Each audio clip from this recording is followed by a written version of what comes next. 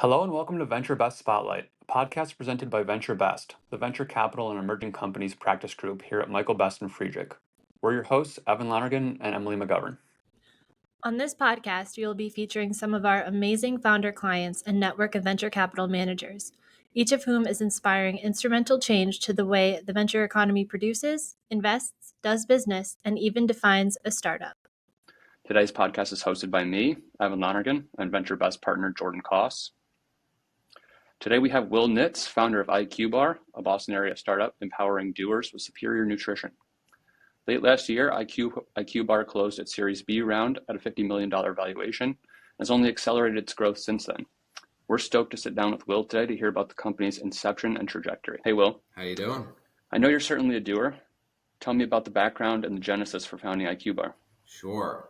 I'm excited to hear you say the word stoked, Evan. I'm stoked as well. The background, I came to entrepreneurship, or at least this particular instance of entrepreneurship, in a fairly circuitous route. I didn't know what I wanted to do in college. I didn't like 99% of the courses I took. The one set of courses I really loved was psychology and neuroscience. So I got really fascinated with the brain. I was also really interested in business, and startups too had gotten kind of cool at that point. Like Facebook was, the Social Network movie came out, and all these people who would have otherwise gone into banking, say, were going into entrepreneurship. And so I got bitten by that bug too, but I didn't really know like what the intersection of all those things was or could be. For a little bit, I thought, maybe I'll go into organizational behavior because that's like business meets psychology. And I worked for a Harvard Business School professor of organizational behavior. But that wasn't going to pan out for a variety of reasons. So I took a job in software just sort of as a default. Didn't like it. Was kind of dreading Monday mornings. And didn't like having a boss, but got really good at sort of like the bedrock skills of any job. Excel, PowerPoint, how do you sell, how do you pitch people in a room, how do you write a good email, how do you run a good meeting, et cetera, et cetera. So I'm really glad I had that first three and a half year experience, especially because I can like always juxtapose what I'm doing subsequently with that. I have a frame of reference versus someone who just started right out of college, say. But yeah, so not liking your job is a powerful motivator, as it turns out. I also got incredibly into nutrition in 2016-ish, and I became obsessed with, at first it was the paleo diet, just like clean eating, whole food-based eating. And then I got really interested in the intersection of nutrition and cognition after I read a book called Grain Brain, which was, the basic premise was the stuff you eat, most people focus on what it does to your waistline, what it but there's all this stuff happening in your brain via the gut-brain connection. And then I read another book called Mission in a Bottle by the guys who started Honest Tea, and that got me obsessed with consumer goods. So all these like variables, not really like my job, reading this book, Grain Brain, reading this other book, Mission in a Bottle, it all kind of like rolled up in aggregate into this thought in my mind of, I'm going to start a brain food company. It helped that I could do that too, right? Like me realizing, I'm going to start a website. Isn't that useful if I'm not a coder? Or I'm going to create some device. Isn't that useful if I'm not an engineer? So, those were all the forces behind the genesis in about 2017, 2018. Hey, Will, that's awesome. And I've got a follow-up question for you. So I feel like, parts of your story and parts of IQBAR, like doing a Series B and the genesis of, trying to solve a problem that hasn't been solved, that certainly is very relatable for a lot of startup founders and executives and people working in startups. In some other ways, I feel like you guys are really great at kind of not doing like just things just for the sake of doing what the Silicon Valley startup crowd does. you kind of keep your own unique mindset, culture. Have you ever thought about, in terms of like setting the bar for your company in terms of like what the mindset is going to be, like not kind of pandering to those kind of standard ways that everybody thinks you need to do a startup or run a startup, and how has that affected the way you run IQBAR? I started the company in 2018, which were very much still the go-go years of venture and startups. And it was really interesting because I started the company at roughly a similar time that two of my buddies started a tech company. And so I was able to always like compare what was happening over here with what was happening over there. And it was radically, radically different. They were able to raise, I think, $3 million on a $10 or $12 million valuation, like right out the gate. Basically, they had a great team, really smart guys, and they'll be successful. But basically, a PowerPoint deck and a couple guys and a good pedigree. And it was a sexy-ish product, but not like a super sexy tech product. And then over here, you had me, and that's just not possible in consumer goods. So to some extent, you're a price taker of just what is possible on the market in your vertical. And for better or worse, consumer goods valuations are all derived from sales. I mean, the first time you raise is, yes, you're selling the vision and blah, blah, blah. But very quickly it becomes about sales, which I actually like because it's objective and clear. But so I was just naturally constrained because that just is the way, even in the boom times, like venture boom times, that was the way it was. So I was kind of living like a 2023 mentality, but back when it was totally uncool, just because that's how it was. And so my whole thing was, okay, I can't do what they did. How do I like hack my way into anti-dilution? So what are all the things I could do to raise money, because you'd need money? Of course, the best case is you don't need money, right? But then what the next best case is you need money, you get money, but it's as anti-dilutive as possible. So the first thing there was, okay, I need to prove that this company is valuable to justify a high valuation. And then I need to raise as little money as possible to get me to the next tranche of revenue and then raise again. And so we did that via Kickstarter, which allows you to solve the chicken or egg problem of creating a bunch of sales without having to make the product to then sell people stuff, and pre-sales. And so we did a Kickstarter right out the gate. Sold $75,000 on Kickstarter, another 15 on Indiegogo. So we came out with $90,000 right out the gate that we didn't even have to make the product for. And then before we even had to make the product, I then turned around to investors, angel investors, and was like, hey, that idea I was telling you about? Well, we already created $90,000 of sales in the first couple of months. So we're worth X. And it was $4 million, which was like so totally arbitrary. It was just like the going rate for a startup with some traction, but again, mostly arbitrary. And then we raised like $500K. And to dovetail to your point or question, Jordan, like I think a lot of other people would have raised like $1 million or $2 million. But for us, and when I say us, it was really me.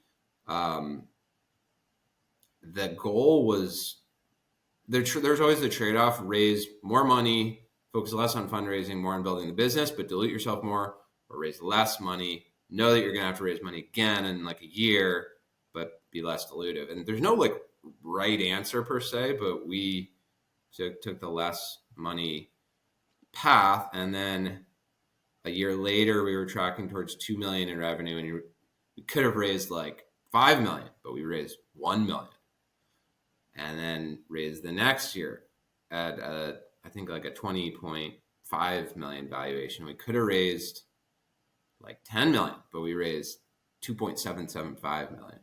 And so it just, I think that's, at least on the fundraising side, that's been a path less traveled by, I'd say, most founders and most startups for us. And by the way, you can get screwed with that approach, right? If you catch yourself on the wrong side of the 2021 to 2022 dynamic shift with that strategy, then probably you're wishing you raised more money in 2021. So it's not like an infallible strategy, but I think we got fortunate with timing probably there. Yeah, and timing the market is never like a crystal ball. So I think, there's kind of like a be all truism that applies to startups, but applies to any company, which is if you're grinding away at improving your bottom line and your metrics and your revenue, that's going to take you farther than, just any like Silicon Valley style approach. It's about, making sure that you're actually improving your company, your product, your revenue, day by day. And that opens up just a lot of options on whether you're going to raise a lot now at a nice valuation or raise less and raise more in the future. So, all right, I'll kick it back to our handy host, Evan. Yeah, and that kind of brings me into my next question. So you guys were doing things differently on the fundraising side from the early days, but bringing it back to the product, the nutritional bar space is relatively crowded. It certainly was, from 2010 to 2020. So how did you know you'd be able to create a product that could stand out from the crowd? I didn't, but I had some educated guesses. So I think that's actually the first thing anyone ever says to me, like, whoa, it's super crowded. How could you possibly win? The reality is it is crowded because it's a massive market. So as any entrepreneur, you have to take one of two paths. You have to risk having to generate demand, but have the possibility of a monopoly or an oligopoly, or you have the risk of going into not ever having to worry about is there demand there, but then having to outcompete operationally. And I'll always take the second of those two options. A good example in the first one would be Airbnb, right? There could have been no demand for that product. That was like a massive gamble. Turned out there was demand and they swallowed up the entire market. Great for them. But there's like a zillion other examples where great product, great founder, et cetera, and there just isn't demand there, and you can't fix a lack of demand. That's the one thing you just can't fix. So I'd always rather go into big crowded categories where there just is demand. There always will be demand, and the onus on me is to outcompete. So that's one thing. But then, like, when you look at a big category like bars, it's such a big category that even the subcategories are very large. And so, yes, there are 1,000 bars, but how many plant protein keto friendly bars are there? Well, 1,000 just went to 5. So, and as it turns out, that sector is where, the addressable market there is whatever, $200 million. And so we were able to sort of like thread the needle across a series of subcategories that were dramatically less competitive, but still large. That's a key ratio, by the way, competitiveness to just addressable market ratio. So like, obviously you want not competitive, big market. But so we kind of like threaded the needle to where our product could work in a series of these like micro markets under that big market that were much less competitive. Which, by the way, that same thing can be applied to any consumer goods. You might say, well, there's a zillion beers out there. Yeah, but how many beers are from Vermont and have a story of some guy who makes it in his shed and whatever? Like, it's just so long as you can zone in on subcategories that are still large, and especially if you can stitch together 3, 4, 5 of those, you can create a giant business. Yeah, that makes sense. One thing that stands out to me too is IQBAR was really early on a couple key trends, one of which was obviously, the keto craze. And then another one was, eating for brain health and, healthy fats for the brain. So you mentioned you started with the Kickstarter campaign back in 2017, but, how have both the core product, the IQBAR, and the company evolved since then? Yeah, this has been a massive, massive learning. with consumer goods, people shop in the same consumer shops a different way in different categories. So an example of that would be, let's say you go to like Whole Foods or whatever, you're going to look at the back of a nutrition bar. You're far more likely to look at the back of a nutrition bar than you are to look at the back of tortilla chips. For whatever reason, tortilla chips, you're kind of just like, you grab it and you throw it in your cart. You're much less discerning on the macro and micronutrition, label cleanliness, et cetera, than you are in the bar category. For a variety of reasons, I think most of which are, the bar category is naturally more like functional. And so people nerd out on it more.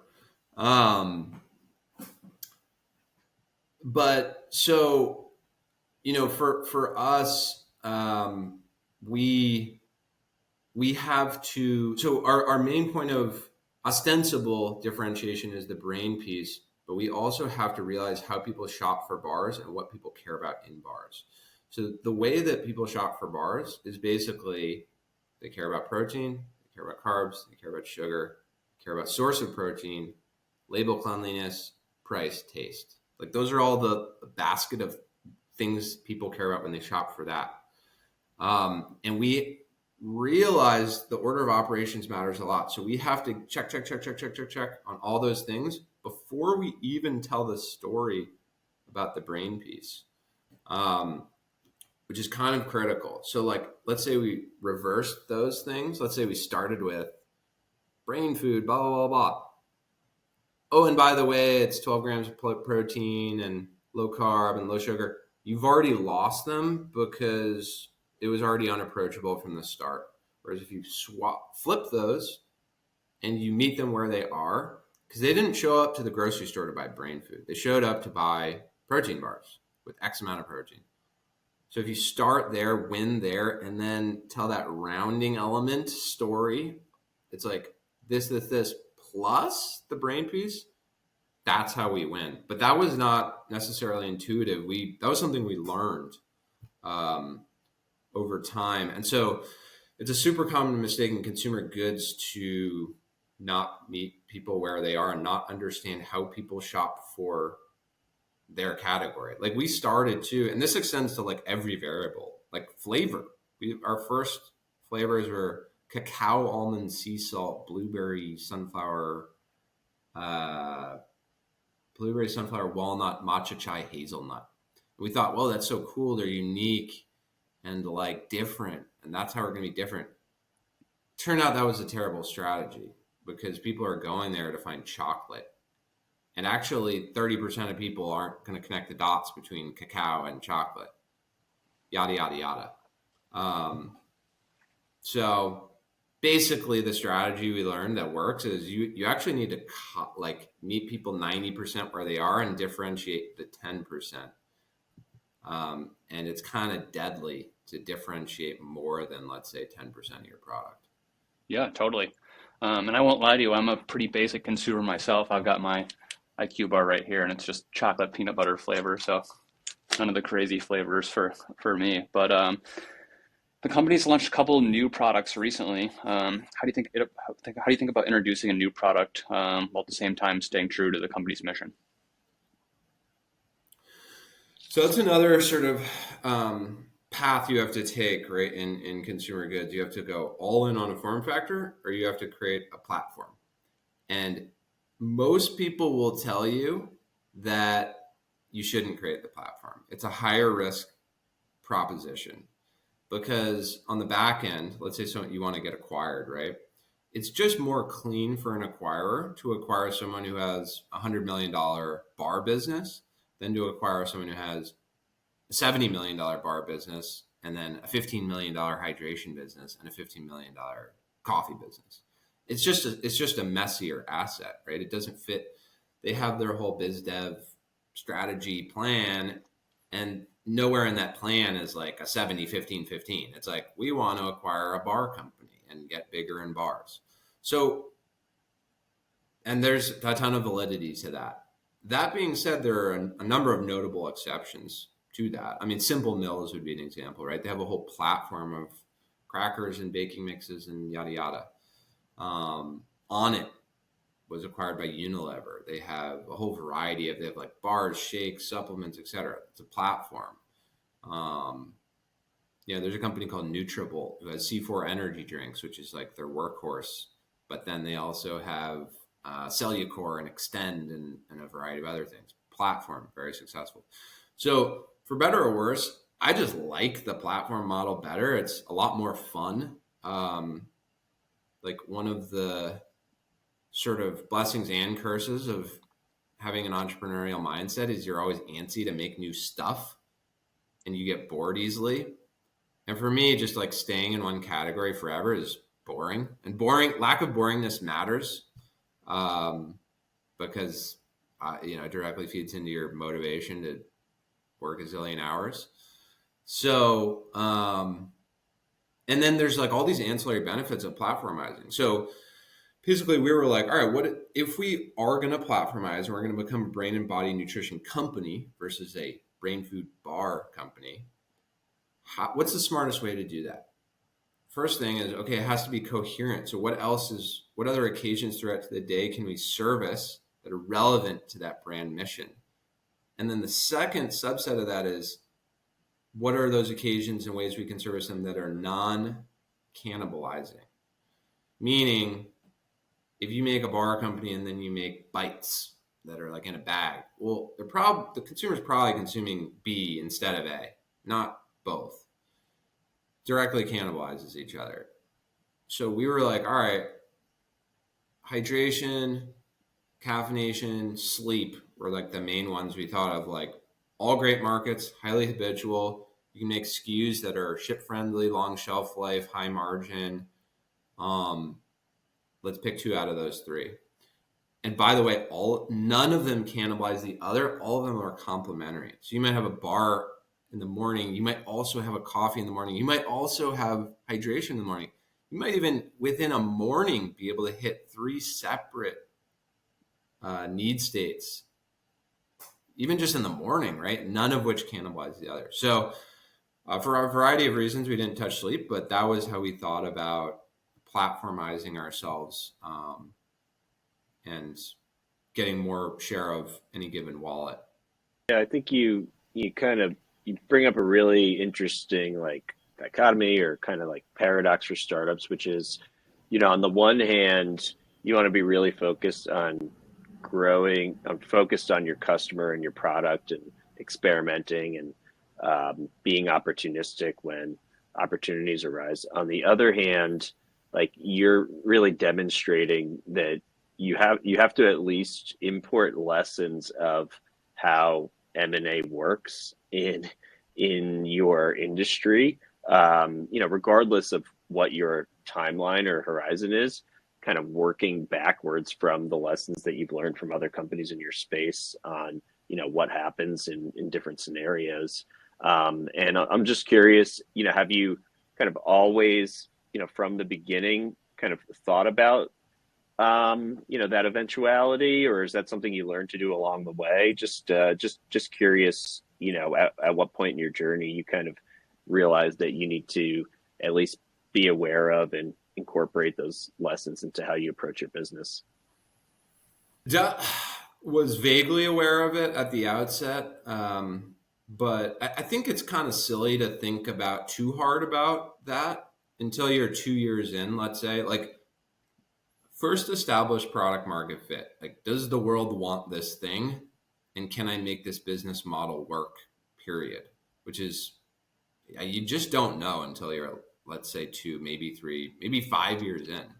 But once you establish that, I do think it's prudent to at least think about it, right? Because you don't want to, a lot of people say like, don't get in this to sell or whatever. And that's like fine and well, but also you don't want to have a WTF moment 5 years down the line where you're like, oh, if I had known how to engineer this, like I just would have done this differently. Like, so don't ignore it. Be cognizant of what acquirers want. If the ultimate, like if you don't want to do this for your whole career, then you are in it to sell by definition. So know what matters. By the way, though, there's going to be trade-offs. So like the single form factor versus platform, right? So you might say, well, people only want a single form factor. Well, cool, but that's only one of the things they want. They also want X amount of revenue. So if having only one form factor won't get you to X amount of revenue, well then actually based on variable B, you're kind of incentivized to platformize because that'll get to where they want on the revenue piece. The perfect scenario is you check every box. That's really rare. That's like an RX bar case, right? Where it's just like the caught lightning in a bottle, rode that one form factor, got to like the revenue level, the EBITDA level, very clean asset. That's the exception. So you're going to have to make some trade-offs as it relates to what makes you the most valuable asset. And it's just on you to decide which the right ones to engage with are. But at the end of the day, you also have to realize the M&A market shift a lot. So big companies were acquiring brands doing 10, 15, 20, $25 million. Like just as recently as 2 years ago, they just straight up aren't now. I mean, very exceptionally, you'll see that, but like basically non-existent, which is crazy because the chessboard has been entirely rearranged. You now have to pretty much get to 50 million in sales just to be exitable to a strategic. You can sell to a PE shop earlier than that, likely, but you better have really high EBITDA, which most CPG companies don't, right? Because there's no synergy story there. They're not plugging you into manufacturing. They're a financial institution just buying you up and flipping you. So that just is the new normal. You have to build a big company just to even be exitable. And when people ask me about like, oh, should I go into CPG or should I do this thing? Often some portion of my answer to that is like, just so you know, if your goal is X, you're gonna have to build a massive company to be able to do that. So it's a moving target, but that's where we're at now. So building a big startup is easy work, right? That's the lesson here. That is the lesson, I suppose. Yeah, well, of course, part of building any big business is fundraising, and we already talked about fundraising at the early stage with the Kickstarter, but you recently raised a Series B from a strategic and a Series A before that from fund investors. So is there anything you wished you would have known before raising from investors, either strategic or typical investors? Anything during the process that was eye-opening? Anything you do differently? We had two really good outcomes, honestly. I feel very fortunate for both of them. All of that said, like I said earlier, the ideal scenario is to never raise money. The next best ideal scenario is to raise money from angels. The next best scenario is to raise money from a founder-friendly, non-sharky venture capital fund, or just any institution. Right? So that is the stack. So already it's not ideal to raise money. So just that's sort of worth saying up front. But when we realize, okay, there just aren't that many people who can write a $400,000 check. Like we're gonna need to find an institution. I think we did it well, not to toot our own horns, but like we identified a few that we knew were founder friendly. We knew that because we talked to a zillion other founders who have gone through it. Just like hiring, raising money is, the best way to do it is call references who have done it with XYZ partner before. So we identified Circle Up as a great potential partner, and negotiated hard, got what we thought was a good valuation at the time, which is a 5x sales, which don't think we would get today. They used the standard VC docs and it was pretty expeditious. The second time around was a little hairier because the times were hairier. Like 2022 was a radically different environment than 2021 or 2020 was. And there just weren't that many institutions writing large checks. But what's really interesting about our Series B raise was, I think there's this whole class of investor that's often overlooked by founders, which is venture funds within strategics, and especially venture funds within strategics that are international. Because, funds like that want access to the American market. The American market is innovating at a faster rate than any other market in consumer goods. They know that. They want access to that. And they have a lot of money. Like, they're pulling money right off a big balance sheet versus, say, having to chase down LPs, which got really, really tough for every fund to do starting in 2022, right? That's just not a problem they have.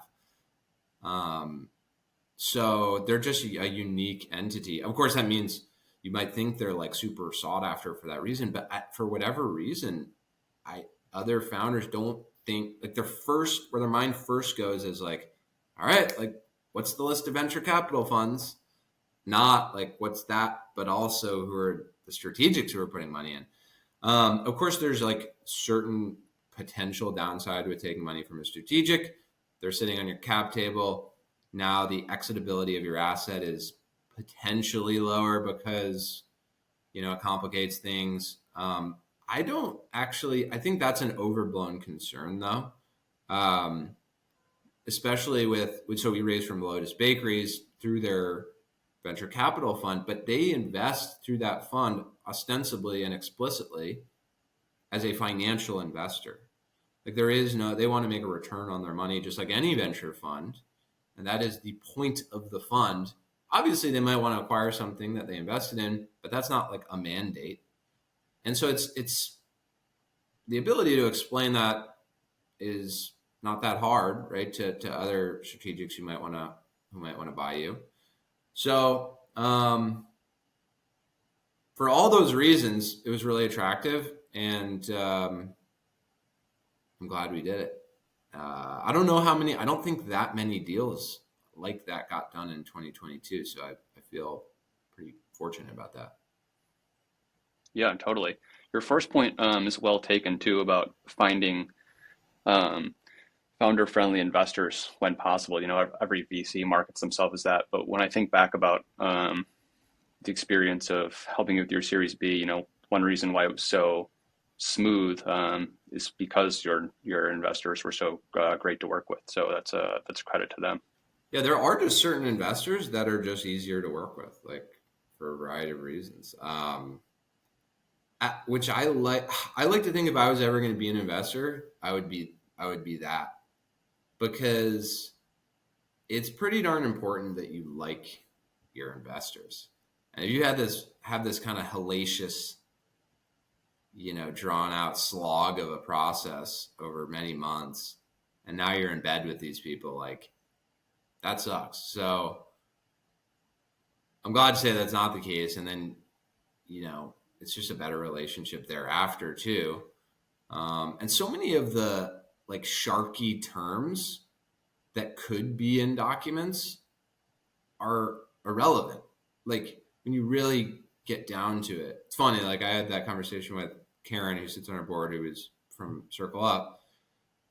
When we were negotiating through the process, she's like, it's so funny. Like, we'll spend hours on these like clauses. Like, never once, in like 100 transactions have I like gone back to that clause.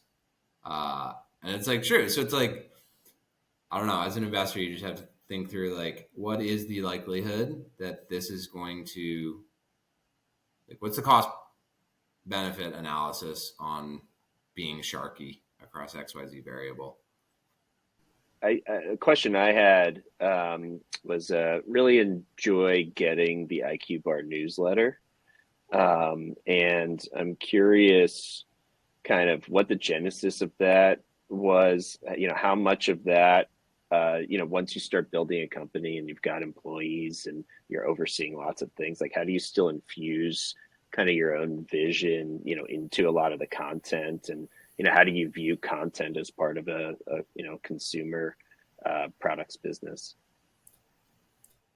I think that's a really nuanced one. The analog I would draw there is like the Joe Rogan Experience, which I think is still the most popular podcast in the world.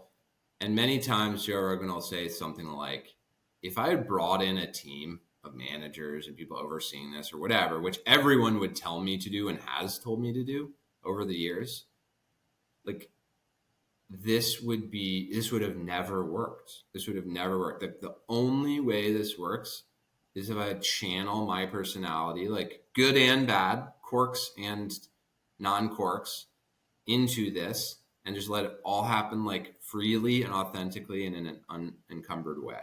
That's kind of how I think about like something like the newsletter or a brand. Is you're going to have a lot of people saying like, whoa, that's not a best practice, or well, if you do that, maybe this will happen, or blah, blah, blah. And the reality is, first of all, that's not fun. So part of the point of like life is to have fun and work. But also it's just like objectively less effective. Like people want more authenticity. This is like becoming more and more and more true over time. It's not going the other direction. So it's like people don't like brands, they like people as a general rule of thumb. And so to the extent that you can personify your brand or infuse your personality into your brand, that's probably going to be a good thing. And this kind of comes back to like align yourself and your personality with your brand if you can. It's ideal if those two things line up, right? Like for us, IQBAR, kind of like try to be witty and smart and thoughtful. I try to be those things too. And so through things like the newsletter, I try to create a manifestation of that hits people's inbox. And it's cool because that's what I would want to do anyway. It's not like I have to be someone else or try and like, what would this brand voice look like in messaging? I could just do what I would do. And that's way more sustainable and quicker and more efficient and more fun and blah, blah, blah. So for better or worse, that's our style. Yeah. And speaking of, authenticity, no startup journey is complete without, challenges during the way. Do you have any war stories you want to share with us as a solo founder? Well, the first one is being a solo founder. I didn't want to be a solo founder. Again, like it's not sexy to make a protein bar startup. It's very hard to convince someone to quit their job at McKinsey to join you in your kitchen, like mixing stuff in a KitchenAid. So that, like in and of itself, was a challenge. Like, and if you can't convince anyone to do it with you, maybe your idea sucks. So you have to get past that. You just have to develop some insane level of confidence in your own ability and trust in your own idea to make it happen. As it turns out, I'm so glad that happened, right? Because I do believe a benevolent dictatorship is the right model for a company like ours. And then, so that was one, but I guess, there's been so many war stories. I won't go into there's one crazy manufacturing one where we were making 200,000 bars for CVS and our wrappers wouldn't seal. And so on the manufacturing side, that was definitely, we've had if anyone who makes anything, manufactures anything, will be able to list off a litany of just horror stories on the manufacturing side. But that's kind of a commoditized horror story. I would say working with my wife maybe is a more unique one, which is not a horror story, but is so I'm not fully answering your question, but it's just a really like challenging dynamic, but is like the best. It's like the solo founder thing. Once you get past the challenging elements, it's actually the best thing in certain contexts, ours being one of them. And so my wife runs our whole online business. I run other parts of the business. We wake up, go to separate offices in the same apartment, run video calls, one room apart. it's like, it's kind of a wild dynamic. It's kind of all work all the time. And over years, that can be extremely challenging. So you have to create systems to unplug and talk about stuff other than work. And so I'll go with that as a good ongoing challenge. That's cool that you guys were able to kind of recognize that there was too much value to be had there to kind of not do it just because other people might say, don't do that. Yeah, I think between that and kind of talking about like solo founder versus, having another founder and bringing on venture money, like I think there's an important lesson that, I've certainly seen come out of, everything that you're saying, and which is kind of like, don't do things just because you're like supposed to do them. Like, do it because it adds a lot of value. It's like, don't bring on a founder just to have a co-founder. Like, if there's a co-founder who's going to add a ton of value that makes it worth all the things that go into having a co-founder, like then go for it. But same thing with bringing on a VC. Like, yeah, it's great to have their check, but it also comes with dilution and having to make sure that everything you're doing in the way that you want to run your business works for them too. So I feel like, aspiring founders out there, like that's an awesome lesson. So thank you, Will, for sharing all that. Yeah, Will, from working with you, I know you're someone who, constantly has one eye towards the future. So on that note, what's next for IQBAR, and how do you see the company continuing to grow and evolve? Well, I do want to sell the company at some point. It's funny, a lot of people tiptoe around that and like don't admit that or say that, but I have no problem saying that. I think we want to create a really attractive asset, and the market will tell you what an attractive asset looks like. Just go talk to 10 investment bankers and you'll know after those 10 calls. So basically it's like, all right, how do we get to 50 million in sales, meaningful EBITDA, let's say 10% EBITDA, have a really strong brand, high repeat purchase rate, happy retail customers, strong velocities. Like, we know what all of the things we need to do are. They're all achievable. We've already done it, an approximation of it. So it's just like, keep going. Build a really valuable asset, find a great partner, sell to them, probably keep going and building it to be even bigger. Ultimately, though, like 5 years down the line, I think the brand can kind of like own this niche of brain and body nutrition, have a really strong platform, at least 3 really strong footholds in 3 great categories, and be like, we've engineered all of our products to sort of withstand trendiness. We're not beholden to the keto diet, let's say, that's going to come and go. Like, I think we've built lasting value propositions that work in any environment. So yeah, I want to win the category. That's awesome. I think that's it. Thanks for coming on the Venture Best Spotlight today. Thanks, Will. Yeah, I enjoyed having you. This was awesome. Let's do it again. I really appreciate it. For sure. Thank you for listening to this episode of Venture Best Spotlight. Please make sure to subscribe for our upcoming episodes featuring our network of amazing innovators.